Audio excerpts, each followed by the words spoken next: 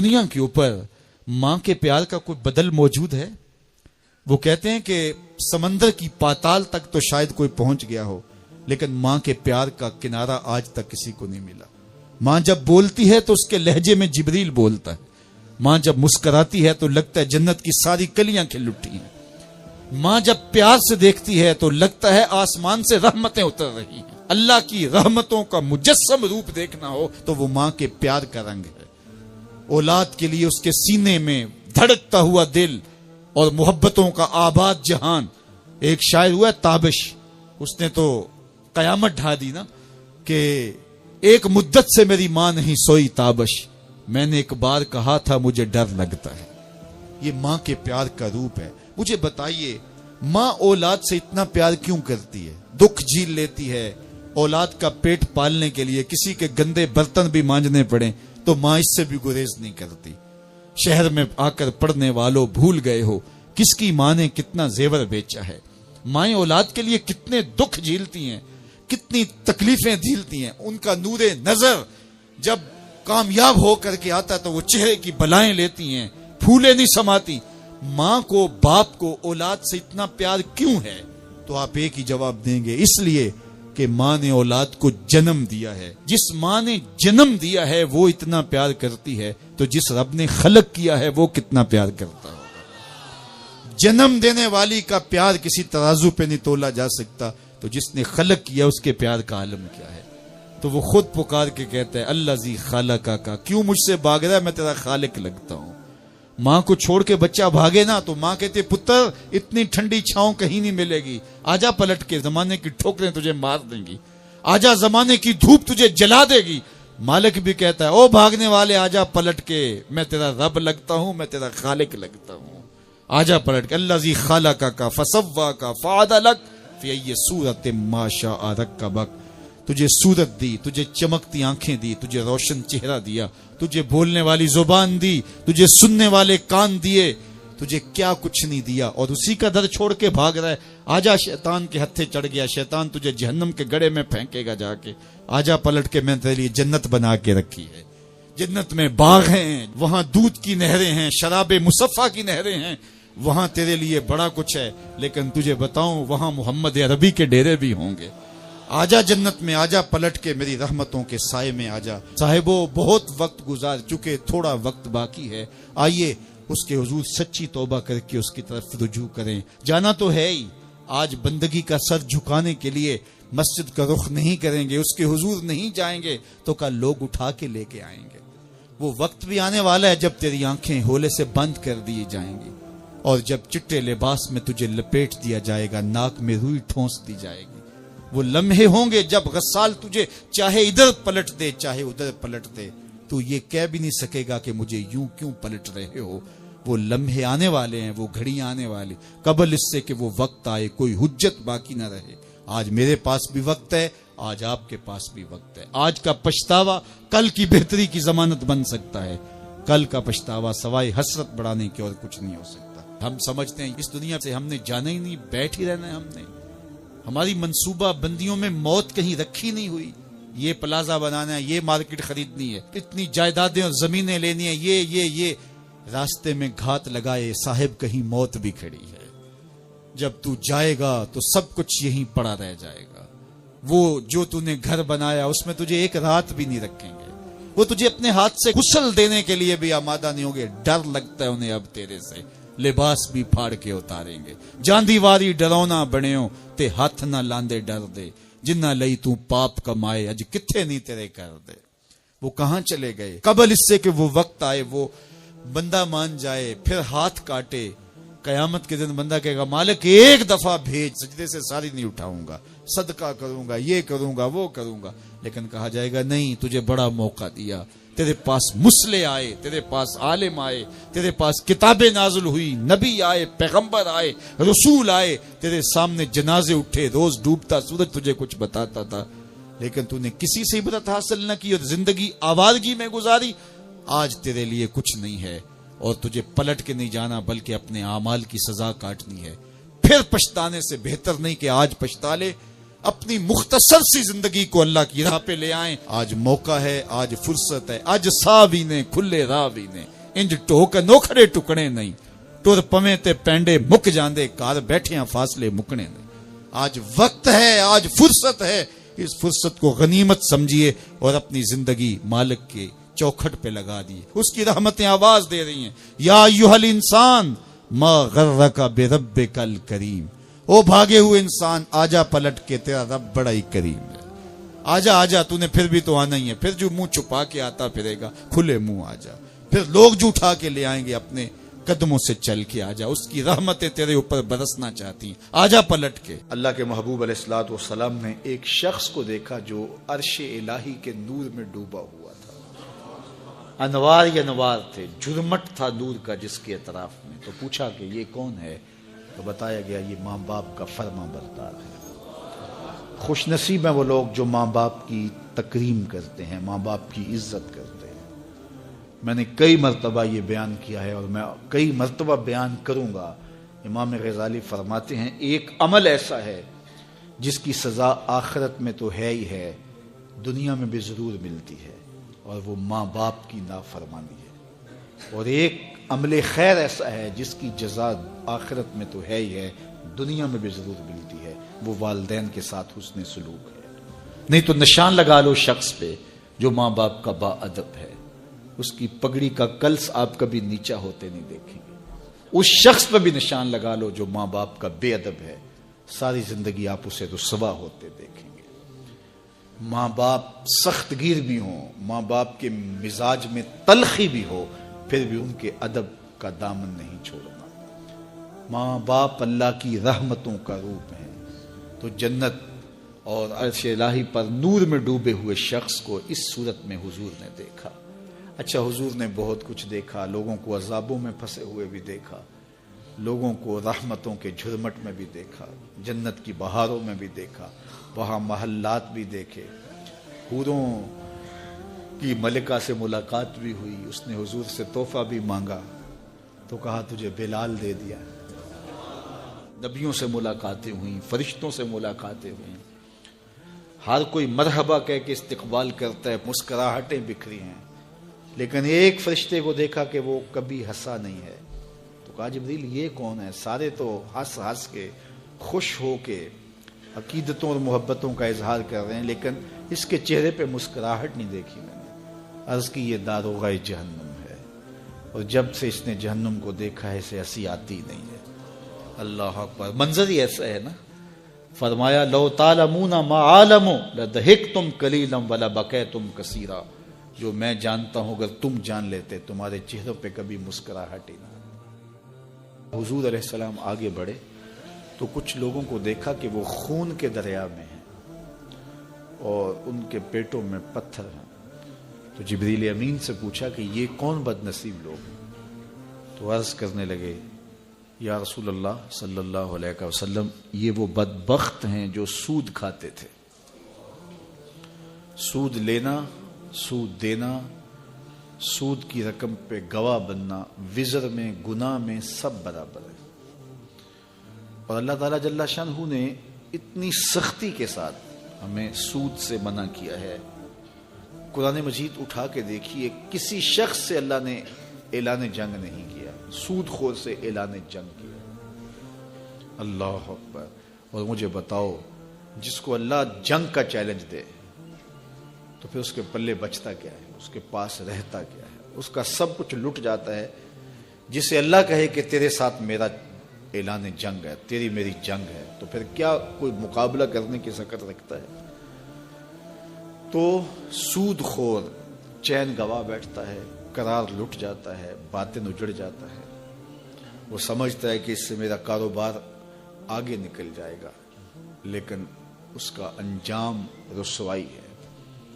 چونکہ اللہ جل شانہ جب کسی کو اعلان جنگ دے رہا ہے تو پھر اس کا نتیجہ شکست کی صورت میں اسے دیکھنا پڑے گا, چونکہ اللہ کا مقابلہ کرنے کی کسی میں ہمت اور سکت نہیں ہے.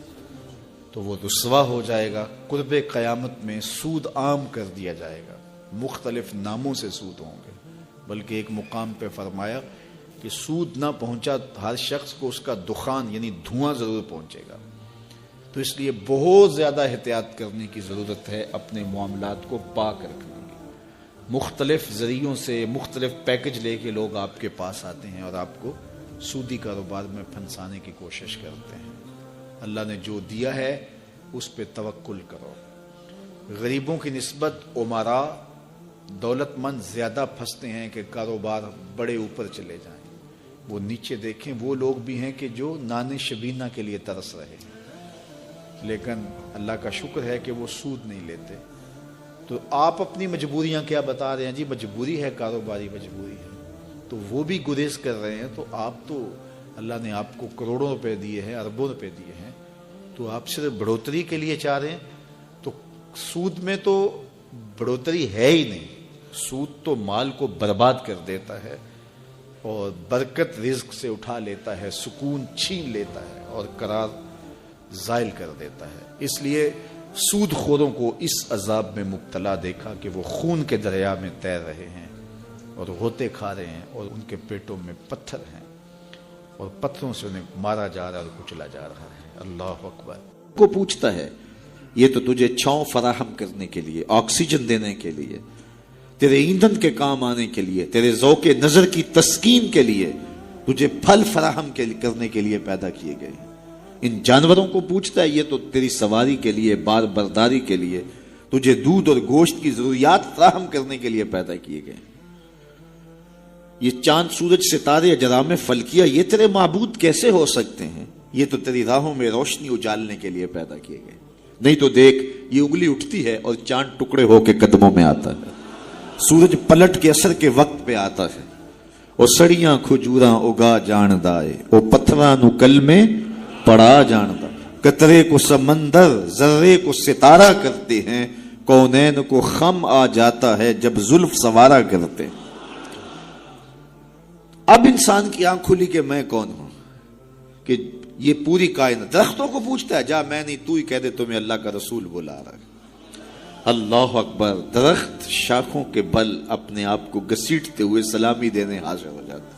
حضرت یعلا بن مرہ کہتے ہیں کہ ایک سفر سے واپسی تھی، راستے میں قیام ہوا تو حضور استراحت فرمانے لگے تو میں حضور کے پہرے کے لیے کھڑا ہو گیا. دور صحرا میں ایک درخت تھا، وہ ہلنے لگا، پھر جڑوں سمیت اکھڑا اور شاخوں کے بل اپنے آپ کو گھسیٹتا ہوا میرے برابر آ کے کھڑا نہیں ہو جاتا. میرے لیے بڑی حیرت کی بات تھی، لیکن کوئی تھا نہیں کہ اس سے بات کروں. خیر تھوڑی دیر کے بعد وہ اپنی جگہ سے چلا اور جہاں سے اکھڑا تھا وہیں جا کے نصب ہو گیا. حضور بیدار ہوئے تو سلام عرض کرنے کے بعد میں نے پہلی بات یہی عرض کی. میں نے کہا حضور وہ سامنے والا جو درخت ہے تھوڑی دیر قبل اپنی جگہ سے اکھڑا تھا، شاخوں کے بل اپنے آپ کو گھسیٹتا ہوا یہاں آیا، رکا، جھومتا رہا، پھر واپس چلا گیا. حضور نے حیرت کا اظہار نہیں کیا. میں تو سویا تھا، تفصیل سناؤ. کوئی آندھی آئی، کوئی جھکڑ آیا، کوئی طوفان آیا، کیسے اکھڑا؟ حضور مسکرا دیے اور فرمایا ھذہ شجرۃ استاذنت ربھا. فرمایا یہ درخت ہے، اس نے رب سے اجازت مانگی تھی، مالک تیرا محبوب نیڑے آیا ہے، سلام نہ کر رہا ہوں. فاذن لھا، تو رب نے اس کو اجازت دے دی تھی، یہ مجھے سلامی پیش کرنے آیا تھا. تو پوری کائنات تو ان کے حسن کا طواف کرتی دکھائی دیتی ہے. وہ انگلی اٹھاتے ہیں چاند کے ٹکڑے ہوتے ہیں، سورج پلٹ کے اثر کے وقت پہ آتا ہے، درخت کلمہ پڑھ رہے ہیں، کنکر بول کے گواہیاں دے رہے ہیں. اب انسان کی آنکھ کھلی کہ میں جن کو معبود سمجھتا تھا یہ تو ہمارے گرد طواف کر رہے ہیں. اب اس کی آنکھ کھلی، اب شعور سنبھلا اور اب وہ سمجھنے لگا کہ میں کون ہوں، اپنی حیثیت سے اب آگاہ ہوا. اللہ اکبر. بے خبر تو جوہر آئینہ ایام ہے، تو زمانے میں خدا کا آخری پیغام. اسے اب اپنی ذات کا شعور ہونے لگا. خود سے ملاقات ہی تب ہوئی جب حضور تشریف لائے. تو راز کن فقاں ہے، اپنی آنکھوں پر آیا ہو جا، خود ہی کا رازداں ہو جا، خدا کا ترجمہ ہو جا، خود ہی میں ڈوب جا غافل، یہ سر زندگانی ہے، نکل کر حلقہ شام و سحر سے جاویداں ہو جا. مسافے زندگی میں سیرت فولاد پیدا کر، شبستان محبت میں حریر و پر نیا ہو جا. گزر جا بن کے سیلے تند رو کو ہو بیاباں سے، گلستان راہ میں آئے تو جوئے نغمہ خاں ہو جا. تیرے علم و محبت کی نہیں ہے انتہا کوئی، نہیں ہے تجھ سے بڑھ کر ساز فطرت میں نوا کوئی. اسے اب پتا چلا، اپنی ذات کی شناخت اب ہوئی. اللہ اکبر. کانپتا ہے دل تیرا اندیشہ طوفان سے کیا، نا خدا تو، بحر تو، کشتی بھی تو، ساحل بھی تو. دیکھ آ کر کوچائے جا کے گریباں میں کبھی، کیس تو، لیلا بھی تو، صحرا بھی تو، محمل بھی تو. وائے ناکامی کہ تو محتاج ساکی ہو گیا، میں بھی تو، مینا بھی تو، مستی بھی تو، حاصل بھی تو. آہ کس کی جستجو آوارہ رکھتی ہے تجھے، راہ تو، رہ رو بھی تو، رہبر بھی تو، منزل بھی تو. بے خبر تو جوہر آئینہ ایام ہے، تو زمانے میں خدا کا آخری پیغام ہے. تو اب انسان کو اپنی ذات کا شعور ہوا. خدا شناسی تو بڑی دور کی بات ہے، میں کہتے ہیں انسان کی اپنی ملاقات اپنے آپ سے تب ہوئی جب حضور آئے. خودی کا شعور تب ملا جب حضور آئے. من سے آگہی تب ہوئی جب حضور آئے. تو اگر وہ تشریف فرما نہ ہوتے، خدا شناسی تو بڑی منزل ہے، انسان خود شناس بھی نہ ہوتا، اپنے ذات سے بھی آگاہ نہ ہوتا. انسان ہو کے انسانوں کے گلے چیر رہا تھا. سکا باپ اپنی بیٹی زندہ درگور کر کے فخر کرتا تھا کہ میں نے اپنی آبرو بچا لی. مائیں دنیا کی منڈیوں میں بکتی تھی، باپ کی توقیر کوئی نہیں تھی. اور یہ تو میرے حضور آئے جنہوں نے آ کے بتایا کہ بیٹی عزت کی جگہ پر ہے. آپ نے یہ حدیث بارہا سنی ہوگی، علماء کرام سے بارہا سنی ہوگی، لیکن ذرا اس کو اس پہلو میں دیکھو. جب بیٹیوں کو زندہ درگور کر کے باپ فخر کر رہا تھا، اس زمانے میں میرے حضور نے کہا میری بیٹی میرے جگر کا ٹکڑا ہے. یہ صرف کلمہ تحسین ہی نہیں ہے، یہ کلمہ جہاد ہے. اس دور میں جب بیٹیوں کو زندہ درگور کر کے باپ فخر کر رہا. آج تو ہر شخص اپنی بیٹی کو قرار جان سمجھتا ہے، بیٹی کو آنکھوں کا نور سمجھتا ہے، نور نظر سمجھتا ہے. بیٹی کے جہیز کے لیے باپ اپنی ساری زندگی لگا دیتا ہے، پردیس کاٹ دیتا ہے. جوان بھائی فیکٹری میں اوور ٹائم لگاتا ہے، میں بہن کے ہاتھ پہ لے کر. تو آج اگر بیٹی کے بارے میں کوئی محبت بھرے جملے کہے جائیں تو بڑی بات نہیں ہے. جب باپ زندہ درگور کر کے فخر کرتا تھا، معاشرے سے اسے داد ملتی تھی کہ تو نے بیٹی کو زندہ درگور کیا ہے. اس زمانے میں میرے حضور نے کہا کہ میری بیٹی میرے جگر کا ٹکڑا ہے. اللہ اکبر. کیسی تبدیلی آئی. ایک موقع آیا، فرمایا کہ جو دو بیٹیاں یا دو بہنیں ان کی اچھی تربیت کرے اور ان کو پروان چڑھائے اور ان کی اللہ کی رضا کے لیے شادی کر دے تو قیامت کے دن وہ میرے ساتھ اس طرح قریب ہوگا جس طرح یہ دو انگلیاں قریب ہیں. تو مجلس میں موجود ایک صاحب اٹھے، کہا حضور اگر کسی کی دو بیٹیاں نہ ہوں تو ذرا اس کے پیچھے جھانکنے کی کوشش کیجئے، کہاں بیٹیاں زندہ درگور ہوتی تھیں اور کہاں ایک بیٹی والا سوچ رہا ہے کاش کہ میری بھی دو بیٹیاں ہوتی اور میں یہ احساس پاتا.